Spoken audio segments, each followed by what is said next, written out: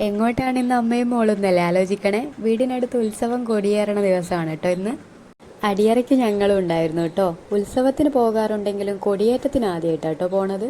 ഉത്സവ സമയത്ത് ഭക്തർ ദൈവത്തിന് അടിയറ കൊണ്ട് ക്ഷേത്രത്തിലേക്ക് പോകുന്നതാണ് കേട്ടോ അടിയറ.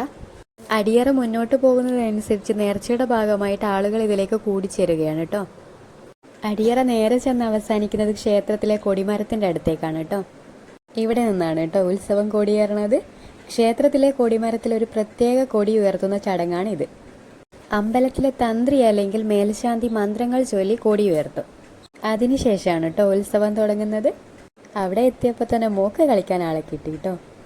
ഇത് പന്തം കത്തിക്കലാണ് കേട്ടോ. എല്ലാവരും വലിയ സന്തോഷത്തോടെ പങ്കെടുക്കുന്ന ഒരു വലിയ ഉത്സവമാണ് കേട്ടോ ഇവിടുത്തത്. ആദ്യമൊക്കെ നാട്ടുകാരുടെ മാത്രം ഉത്സവമായിരുന്നെങ്കിൽ ഇപ്പോൾ ഉത്സവത്തെക്കുറിച്ച് അറിഞ്ഞ് ഒരുപാട് ആളുകൾ ഇവിടെ വരാറുണ്ട് കേട്ടോ. ഇതാണ് കേട്ടോ അമ്മ തമ്പുരാട്ടിയും മകളും. ഇവരുടെ ഉത്സവം കഴിഞ്ഞതിന് ശേഷം ഇവർ നേരെ പുഴക്കരയിലേക്ക് പോവുകയാണ് കേട്ടോ ചെയ്യുക. എന്നിട്ട് ഓരോ വീട്ടിലേക്കും പോയിട്ട് പിറ്റേന്ന് രാവിലെ കേട്ടോ ക്ഷേത്രത്തിലേക്ക് വരിക. ഈ തെറ നടക്കുന്ന സമയത്തിന് നല്ല ഉഗ്രം വെടിക്കെട്ടാണ് കേട്ടോ ഉണ്ടാവുക.